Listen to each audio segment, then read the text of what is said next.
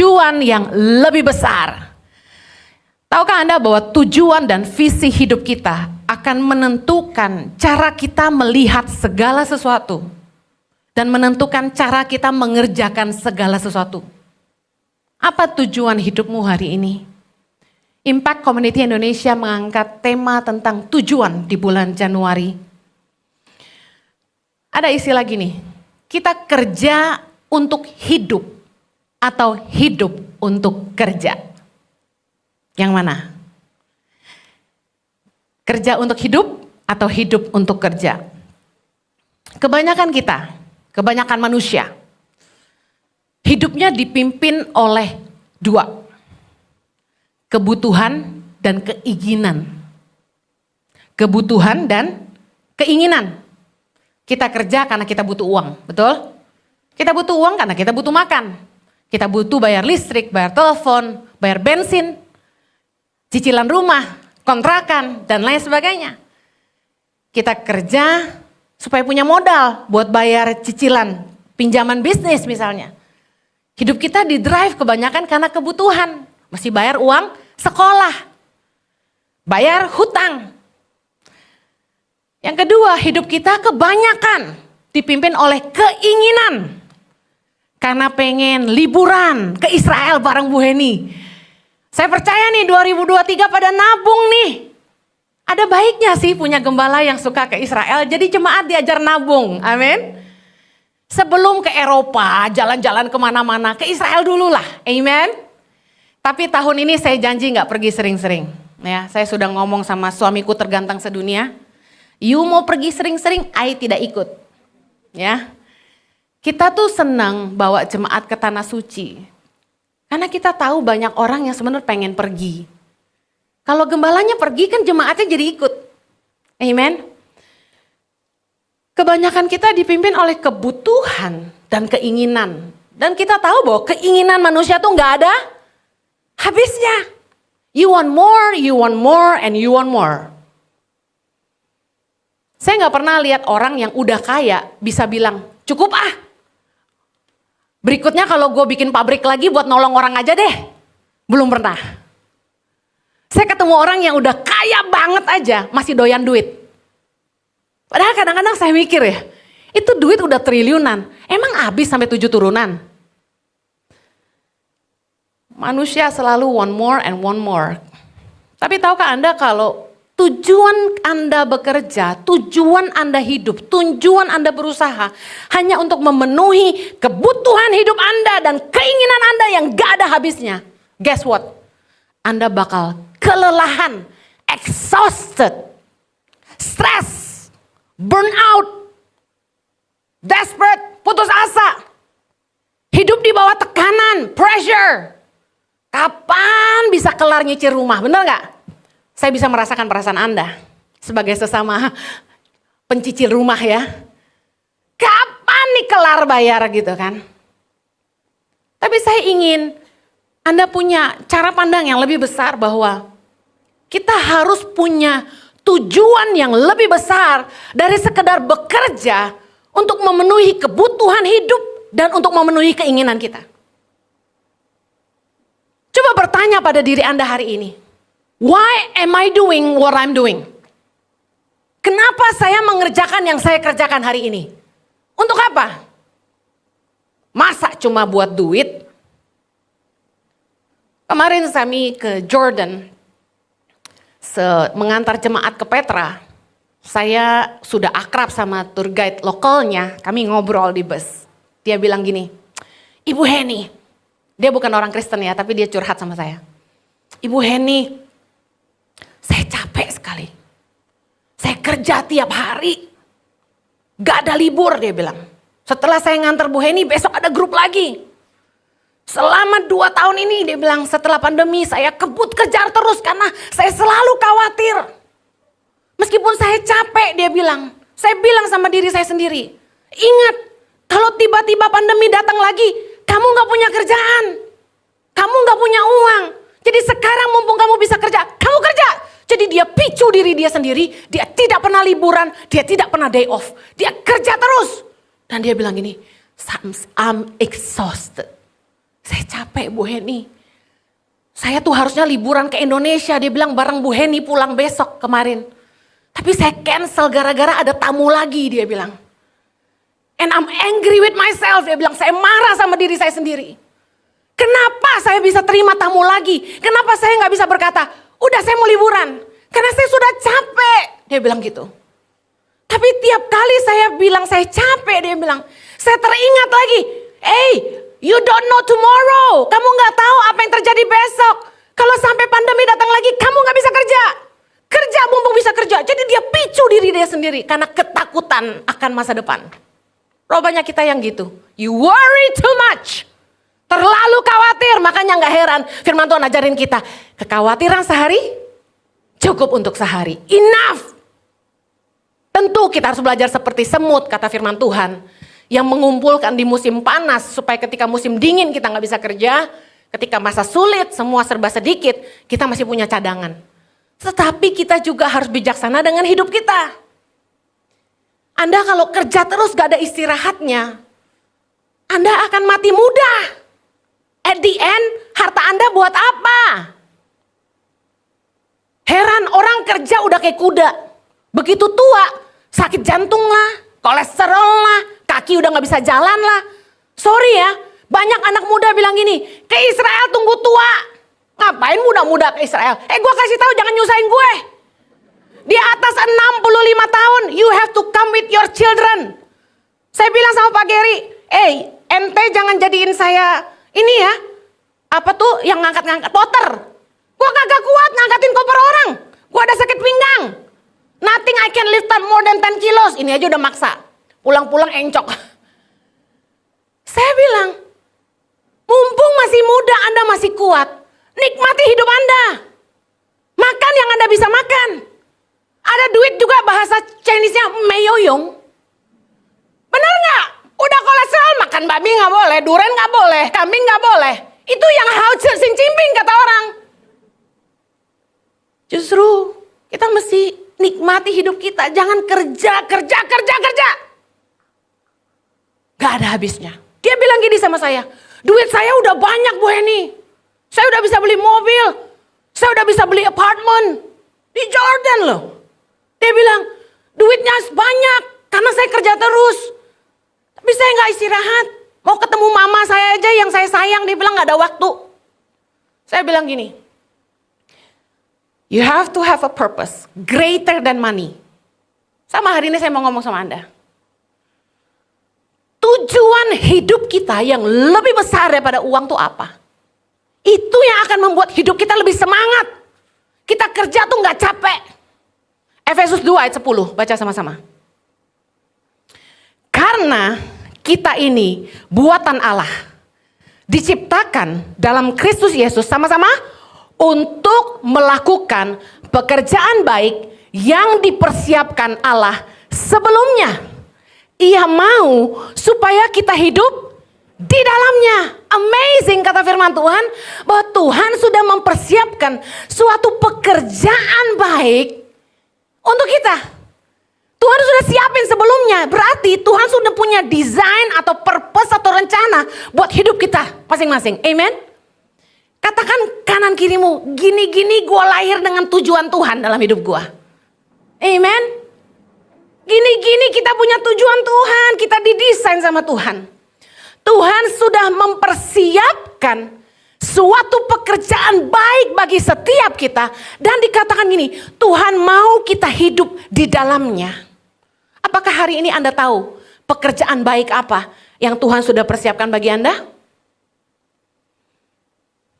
Saya percaya kalau Tuhan sudah mempersiapkan suatu pekerjaan baik bagi kita. Tuhan pasti sudah menanam benih dalam hidup kita. Kemampuan, keinginan untuk mengerjakannya. Dan Tuhan pasti membuat kita hebat di situ. God has planted a seed in our life to live His purpose. Tuhan sudah menanam benih dalam hidup masing-masing kita. Supaya kita dimampukan untuk menghidupi panggilannya. Katakan amin. Keluaran 35 ayat 35. Baca sama-sama.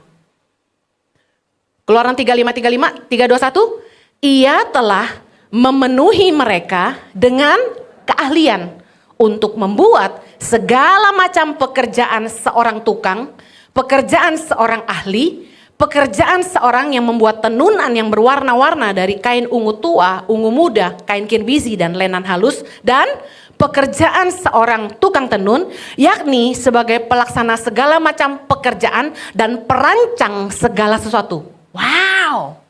Keahlian datang dari mana? Keahlian datang dari mana? Tuhan, ia telah memenuhi mereka dengan keahlian. Katakan keahlian. Keluaran 36 ayat 2, baca lagi. Keluaran 36 ayat 2. Lalu Musa memanggil Bezaleel dan Aholiab dan setiap orang yang ahli, yang dalam hatinya telah ditanam Tuhan apa? Keahlian. Setiap orang yang tergerak hatinya untuk datang melakukan pekerjaan itu. Multimedia tahan. Ada dua kata yang saya highlight di sini sangat penting. Bahwa Tuhan menanam yang pertama keahlian, katakan keahlian. Yang kedua, setiap orang yang tergerak hatinya, katakan tergerak hatinya. Jadi ketika Tuhan punya rencana untuk kita mengerjakan sebuah pekerjaan baik, ada benih yang Tuhan tanam dalam hidup kita, yaitu yang pertama, keahlian, the ability, dan yang kedua, keinginan. Digerakkannya hati kita untuk melakukannya. Desire to do it. Kemampuan dan keinginan adalah benih dari Tuhan untuk menghidupi panggilannya. Apa sih yang Tuhan tanam dalam hati kita? Skill atau yang kita sebut dengan talent. Yang kedua, passion. Saya percaya bahwa tadi kita sudah belajar sama-sama bahwa keahlian itu ternyata datang dari Tuhan. Yang Tuhan tanam dalam hati kita. Demikian juga passion atau semangat untuk mengerjakannya itu datang dari Tuhan. Saya buktikan. Filipi 2 ayat 13. Filipi 2 ayat 13, silakan multimedia. Karena Allah lah yang mengerjakan di dalam kamu baik kemauan maupun pekerjaan menurut kerelaannya. Dalam terjemahan TSI bagus sekali.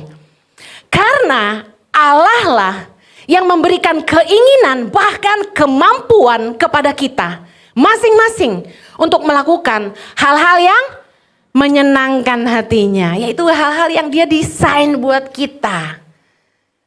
Tuhan tuh punya kehendak dalam hidup setiap kita, dan apa yang menyenangkan Dia adalah ketika kita mengerjakan apa yang jadi kehendaknya. Amen. Nah, jadi kalau Tuhan yang memberikan passion atau gairah dan ability atau kemampuan kepada kita untuk mengerjakan kehendaknya, pertanyaannya saya adalah gini, apa passion dan ability Anda? Banyak anak-anak itu waktu sekolah, saya katakan sejujur-jujurnya, sistem pendidikan di Indonesia keliru. Sudah bukan berita baru. Anak lulusan SMA nggak tahu mau kuliah apa. Mereka bingung. Kenapa? Karena selama sekolah dari TK sampai SMA, di sekolah nggak dibantu menemukan passion dan talent. Ability dan keinginan, desire mereka apa, passionnya apa. Mereka dipaksa 13 mata pelajaran nggak boleh merah. Di atas KKM, di atas 7,5. Peduli amat, lu ngerti gak ngerti, semua mesti bisa. Saya bingung ya, gurunya aja ada 20 satu sekolah katakan. Tapi tuh murid mesti jago 13 mata pelajaran. Fair gak kira-kira? Satu murid mesti bisa semua 13 pelajaran, tapi yang ngajar gurunya 13. Gak fair. Kalau emang ada orang yang bisa jago 13 mata pelajaran, tiap sekolah punya satu kelas satu guru aja. Serius bener gak?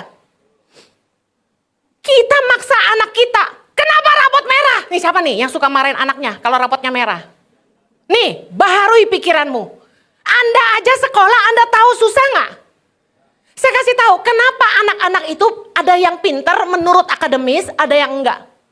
Karena kecerdasan tiap anak beda-beda. Yang jago ngafal pasti akademisnya pintar. Sebenarnya dia kagak ngerti lagi. Dia hafal mati aja. Yang penting rapot gue jangan merah, bener gak? Ada yang hoki, cap cip cup, A B C D, benar semua. Saya nggak pernah maksa anak saya juara, saya nggak pernah maksa anak saya harus ranking 10 atau ranking 1, nggak ada. Do your best, asalkan lewat KKM. Jangan sampai dibilang bodoh-bodoh banget gitu loh. Karena saya pengen bantu anak saya menemukan sebenarnya passion dia apa. Kadang-kadang orang tua tuh bangga, anak gue juara 1 dalam hati gue. Belum tentu besok-besok hebat. Karena teman saya yang bandel, yang nilainya jelek, hari ini kaya. Sukses, kenapa? Kecerdasan tiap anak beda. Talent makes you so good in doing something. But calling makes you so passionate in doing it. Ini dua hal yang berbeda. Talenta, keahlian membuat kita hebat. Tapi passion yang bikin kita semangat. Orang pinter belum tentu bisa ngajar orang lain kan? Kalau Anda ingin menemukan pekerjaan baik apa yang Tuhan sudah siapkan bagi Anda, mari gali minat dan bakatmu. Bukti Tuhan menanamkan keahlian dalam hati kita adalah ini. Pertama, banyak orang yang lahir dengan autodidak. Kemampuan alami yang muncul dari hati. Contoh, gak bisa masak. Tapi kalau makan apapun, dia tahu. Ini pakai bawang merah, bawang putih. Oh ini gak pakai jinten. Oh kurang daun jeruk. Kok bisa tahu? Katanya dia doyan makan. Enggak semua orang doyan makan bisa masak. Ada pengusaha yang saya ketemu. Dia cuma lulusan SD. Tapi bisa bikin pabrik. Hebat gak? Dari mana dia bisa bikin gitu? Lahir dari kecerdasan yang Tuhan tanam dalam hatinya, keahlian. Dia sekali lihat orang bikin apa gitu ya. Misalnya pelampung, Anda tahu di pinggir laut sekarang, pinggir pantai. Dibikin pelampung jadi sejenis fiber, jadi kayak jerigen gitu ya. Seperti bahan jerigen. Diinjek kita bisa jalan di atas air. Pernah? Nah, dia lihat orang itu bikin, dia bisa bikin. Ada keahlian yang Tuhan tanam dalam hati orang, tanpa sekolah dia ngerti caranya. Habis ini anak-anak pada nggak mau sekolah, jangan ya. Ada pengusaha-pengusaha yang lahir dengan insting bisnis yang hebat, walaupun gak pernah kuliah bisnis tuh. Siapa bilang kecerdasan diperoleh dari bangku sekolah? No, kecerdasan itu dari Tuhan. Banyak pelajaran di sekolah yang kita belajar hafal mati tadi, gak kepake di dunia kerja. Kok masih ingat gue jago matematika? Hari ini algoritma siapa yang pakai? Yang kita pakai cuma tambah, kurang, kali, bagi, pakai kalkulator aja bos. Tapi dulu sekolah matematika paling susah kan? Kebetulan saya suka matematika.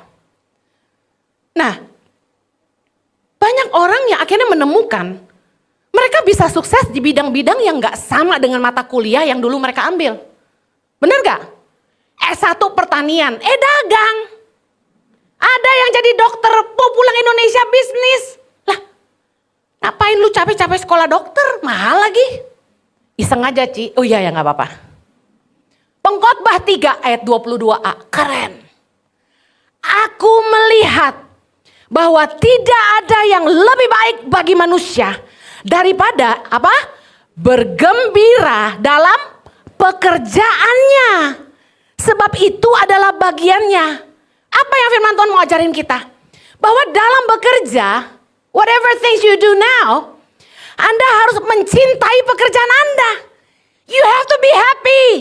Jangan, oh no, Monday. I hate Monday. Jangan gitu. Berarti lu gak suka kerjaan itu. If you like what you do, if you love your job, you getting up excited. Tidur aja ngimpinya ide-ide kreatif. Bener gak? Gak percaya. Saya bangun tidur itu khotbah yang keluar. Gue lagi tidur merem-merem dikotbahin sama Tuhan. Jadi waktu saya bangun, saya cepet-cepet ketik.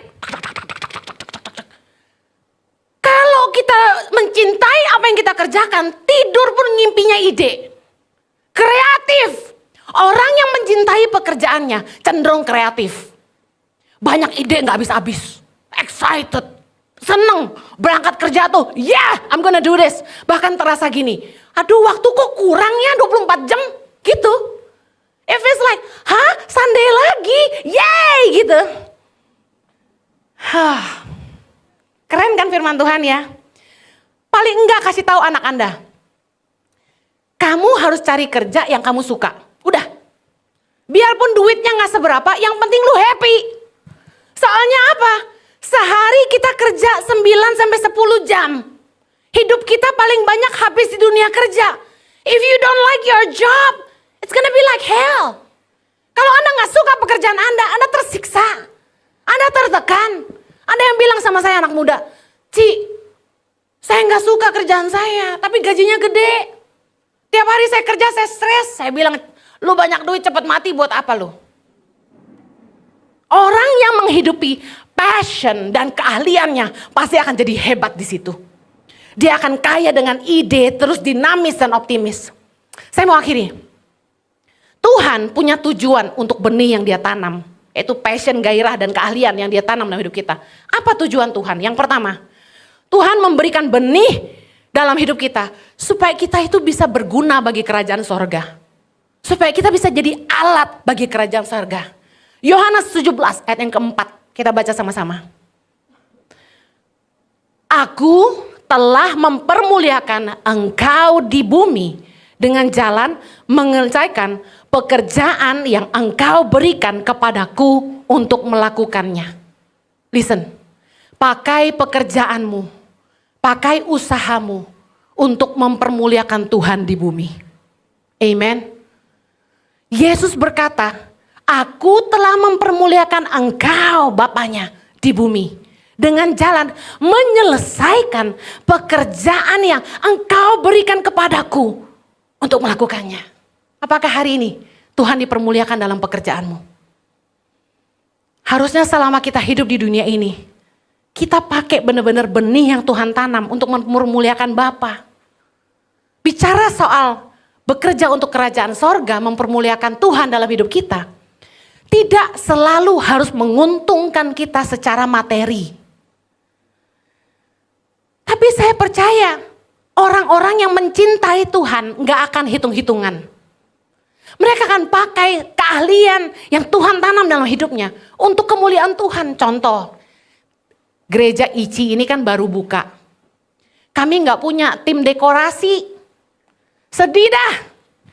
Waktu Natal, ala kadarnya. Lihat guanya kan kemarin kan, parah. Gak ada tim dekorasi.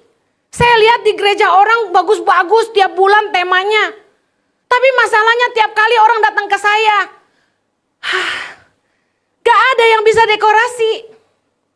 Dan maaf ya, ada yang orang yang saya tahu ahli di bidang art, saya dekati, bisa tolong bantuin kami bikin kostum ini buat sekolah minggu.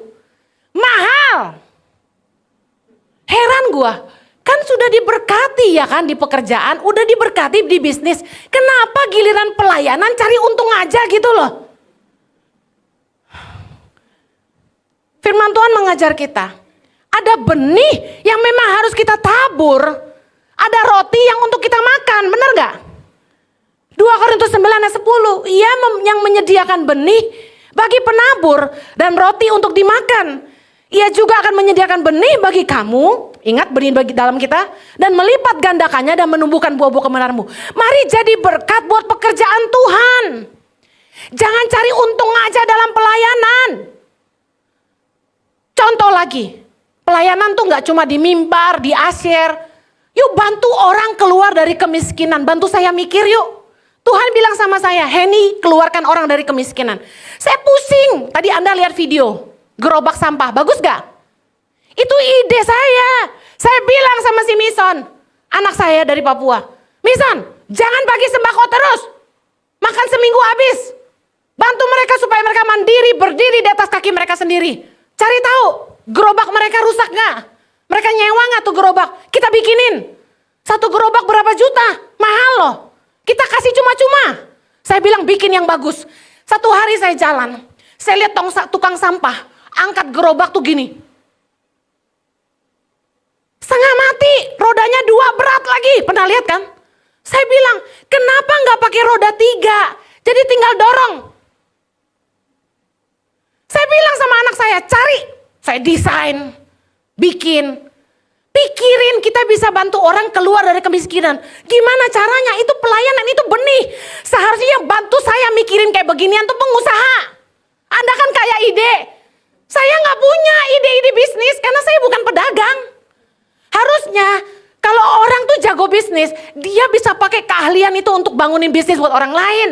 Jangan bilang gini, udah punya 3 perusahaan masih bangun lagi buat anaknya, bangun lagi buat cucunya, bangun lagi buat cicitnya. Ampun deh lo. Apa yang Anda bawa ke sorga nanti? Jangan melakukan segala sesuatu hanya untuk uang terus. Kalau untuk segala sesuatu yang kita kerjakan kita harus dapat bayaran, lalu apa yang kita mau tabur buat kekekalan? Karena apa yang kita nggak dibayar itu yang masuk hitungan sorga. Anda nolong orang nggak terima kasih, upahmu lebih besar lagi. Anda bantu orang, Anda dibayar, upahmu segitu aja kata firman Tuhan. Sesungguhnya mereka sudah mendapat upahnya kata firman Tuhan. Tapi kalau Anda nolong orang dan itu nggak dapat balasannya tuh di kerajaan sorga. Yesus jelas ngomong gitu. Mari pakai benih yang Tuhan tanam dalam hidup kita. Jangan hanya untuk jadi kaya, tapi mengerjakan kehendaknya dan mempermuliakan namanya. Kalau orang Kristen semua baik, nolong orang terus, Yesus dipermuliakan nggak? Yang terakhir, Tuhan memberikan benih dan keahlian dan passion dalam hidup kita.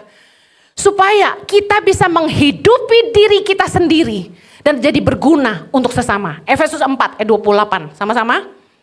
Orang yang mencuri, janganlah mencuri lagi.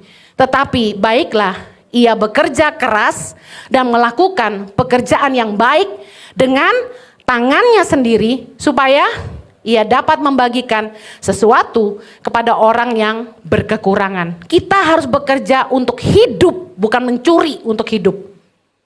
Kita harus menghidupi diri kita sendiri dan Tuhan bilang ini, berguna untuk sesama. Jadi kita kerja tuh bukan cuma buat kita bisa jadi berkat buat orang lain. Blessed to be a blessing, amen. Hidup ini bukan hanya untuk kaya, tapi jadi berguna bagi sesama dan kerajaan sorga. Kita cari uang gak akan ada habisnya. Pengkhotbah 5 ayat 9 berkata, siapa mencintai uang tidak akan puas dengan uang. Siapa mencintai kekayaan tidak akan puas dengan penghasilannya. Orang yang cinta uang gak akan berkata cukup. Seberapapun penghasilan orang, seberapa kaya pun gak ada puasnya. Saya kasih tahu gini, kalau Anda bangun usaha hanya dengan tujuan, gue pengen makin kaya. Nggak heran, orang tuh akan melakukan segala cara, sekalipun akan merugikan sesama, bahkan menindas orang lemah. Betul? Dengar baik, Yesus berkata dalam Lukas 9 ayat 25, apa gunanya seorang memperoleh seluruh dunia, tetapi ia membinasakan atau merugikan dirinya sendiri.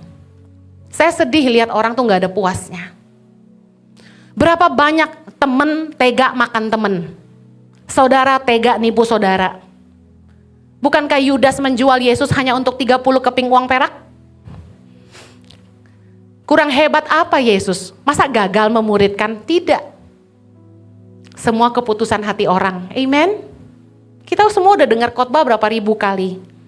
Mau berubah nggak keputusan di tangan Anda?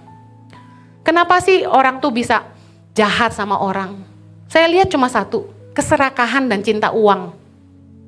Makanya nggak heran firman Tuhan berkata dalam 1 Timotius 6 ayat 10 bahwa cinta akan uang adalah akar segala kejahatan. Saya mau tutup. Anda bangun bisnis buat apa? Bangunlah bisnis yang tujuannya lebih besar daripada sekedar menjadi kaya. Contoh, ciptakan lapangan pekerjaan supaya mengurangi angka pengangguran. Kedua, bikin usaha yang menjawab kebutuhan masyarakat. Pikirin, oh masyarakat butuh ini, bikinin. Bangun usaha yang bisa nolong orang. Jangan lagi memperdaya tapi memberdaya orang lain. Ciptakan aplikasi-aplikasi atau alat-alat yang bisa membantu orang untuk bisa berkarya mulai dari rumah. Contohnya, bekerjalah bagi yang bekerja. Bekerjalah untuk tujuan yang lebih besar dari sekedar mendapat upah. Kerja jangan hanya makan gaji buta. Keberadaan kita dimanapun, organisasi, perusahaan, pelayanan harusnya jadi berkat. Mari perbaiki apa yang salah. Tingkatkan apa yang kurang. Keberadaan Anda harus menguntungkan perusahaan di mana Anda bekerja. Mari bantu perusahaanmu memperbesar omset, menambah aset, menambal apa yang bocor. Jangan sampai tujuan hidup kita cuma jadi kaya, kaya, dan kaya. Saya akhiri. Jangan selalu menilai segala sesuatu dengan uang. Jangan tujuanmu cuma jadi kaya. Karena cara Anda memandang hidup ini dipengaruhi oleh tujuanmu. Kalau tujuan Anda adalah mau jadi berkat yang mempermuliakan Allah, Anda pengen jadi berkat bagi sesama, cara Anda mengelola perusahaan, cara Anda bekerja, cara Anda melakukan segala sesuatu pasti beda. Amen. Anda akan mikir, pertimbangan hatimu selalu gini, kalau aku bikin begini, jadi berkat gak? Kalau aku bikin begini, Tuhan dipermuliakan gak? Saya berdoa, cara pikir Anda diperbaharui Tuhan pagi hari ini.